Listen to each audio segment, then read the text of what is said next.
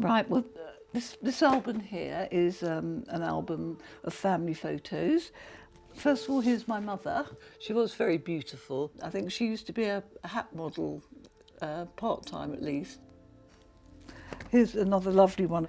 It's one of her with me. I was born in July 1947. That's just one of her on her wedding day with my not father. For my 70th birthday, I got a DNA test from my two nieces and from my sister. It was a lovely present, and I thought it would just show me my global origins. About a year later, I realised that it had another page, but there was a stranger in there, and it really went from there. My sister did a test, and the only person that we hadn't got in common was my father, and therefore my dad was not my biological father. It was an amazing shock. We were very close together, we loved each other, and I think we really looked alike. You can see from that we both have, sadly, the same profile. It just didn't occur to me that he wasn't my dad. It just didn't. These tests are often gifted for Christmas or birthdays, and the rates of people testing is increasing exponentially. So you spit in here, that's your genetic legacy, preserved forever.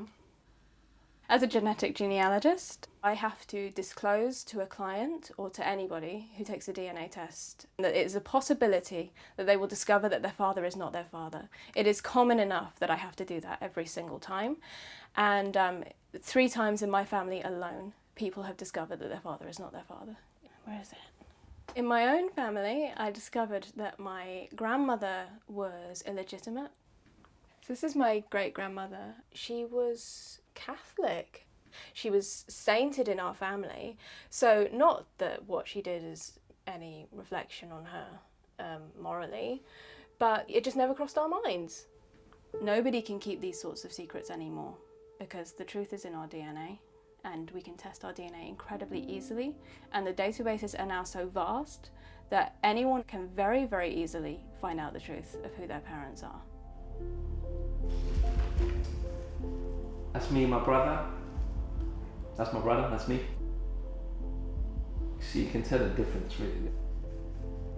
I've never actually thought of colour. I never thought I was black, if that makes sense. I was Italian.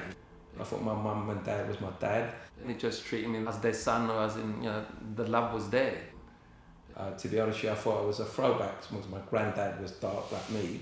And when people were telling me, oh, that can't be your dad and all this thing, I just ignored it. My mum was a really strong woman, and that was it. He's my son, you don't need to ask any more questions. I decided to get my dad DNA test because for years growing up, I was asked by loads of people, where am I from, where are you from? I want to know where my ancestors have come from and why I'm here, and yeah, just I couldn't have that question mark over it anymore. Go to your connections, yeah. The DNA test came out. On my mum's side was Italian. On my dad's side, it just literally was just saying came from West Africa. It's nice to know now. It's part me, I know that, but at the same time, I don't know. I'm just the DNA test wasn't for me, as in to find out my original dad. My dad was there when I was born, so he took me on, or she had an affair when she was with him, or that bit I will never know. So whatever the reason was, he was my dad. I don't need to go and look for anyone else. It's quite apparent that I'm different in my family, and I've always felt like the cuckoo in the nest, and I've always been a sad person right from way back. I remember from when I was little always feeling sad, and it does make me wonder whether the cause of the sadness was a kind of primal or fundamental feeling of being different. I spent hours and hours and hours looking for my dad. Of course, he won't be alive now, but his family will be. I found some lovely people. We've got DNA in common, all on my father's side, and we formed a little Facebook group, and we're all working together on finding this person that we all have in common. I'm meeting my cousin Sharon in Ireland. We're meeting in the apartment we're staying over. And we're trying to put together all the pieces. It's like a jigsaw puzzle with bits missing.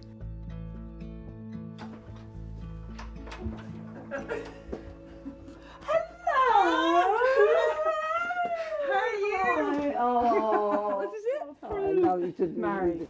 How are you? I'm all right, thank you. It just feels really weird, doesn't it? Yeah. It does. Can you go into DNA and just show where we match? These are all the people we share. Yeah. It's been a year almost, hasn't it? Coming up for a year. Yeah. God, I wonder if we'll ever get there. Do you think we will? What do I'd you like to think so. I think that more and more people are doing the Yes, test. yeah. All it takes is one. I can't describe it, but it's like the very first step onto feeling that I'm filling in that blank about who my father was, the paternal. So these two people here are sort of our actual relatives, and it's like the beginning. It's hard to describe how important it is. I have to know.